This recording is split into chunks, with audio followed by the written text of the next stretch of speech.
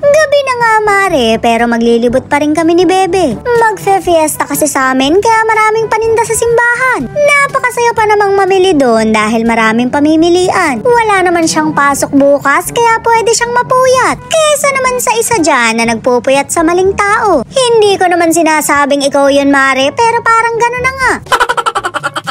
Goldie nga yung tinuro niya dahil naaawa siya. Bakit daw nasa supot? Baka hindi makahinga. Pinapabili niya nga sa aking lahat pero wala naman akong paglalagyan. Mas kawawa lang sila anak pagka pinawalan ko sa kanalan. Wala naman tayong aquarium sa bahay, panay kanal lang. Dahil wala nga siyang hilig sa laruan, sa mga pamasod ko siya dinala. Pagbibili niya lang kako, lahat ng gusto niya. Napakamumura lang naman ito, kaya hindi namin ikakahirap. Abay, 500 lang mare, marami na kaming mabibili. Mananawa na lang talaga yung ulo niya, kakapalit ng headband niya.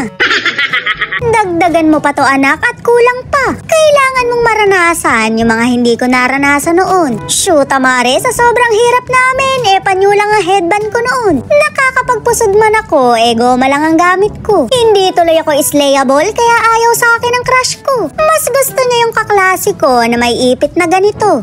Ring kulot na buhok na talaga namang pinangarap ko. Binila naman ako ng nanay ko pero nahawahan ko lang ng kuto. Mabuti na lang anak at hindi ka nagmana sa ina mo. Nagbabayad na nga kami pero may naiwan pa pala sa kamay niya. Sinasabi ko talaga sa'yo, yan ang wag mong mamanahin sa akin. Maging malikot ka na pero wag na wag lang yung kamay mo. Nagbago naman ako mare kaya wag niyo nang ilayo yung mga gamit niyo. Baka naman makakasabay niyo ako sa jeep, kabod niyo na lang yakapin yung mga bag niyo. Abay hindi tayo talo, lalo na 30 lang ang dala niyo. Naamoy ko nga tong pusit kaya napahinto kami. Mukhang napakasarap kahit hindi ko pa natitikman. 20 pesos lang ang isa kaya bumili ako ng 2. Sa akin lang yan mare dahil ayaw naman ng sugar daddy ko. Ibang pusit yata yung gusto pero kaamoy din ito. Huwag kang mag-alala, mamaya't pagbibigyan kita.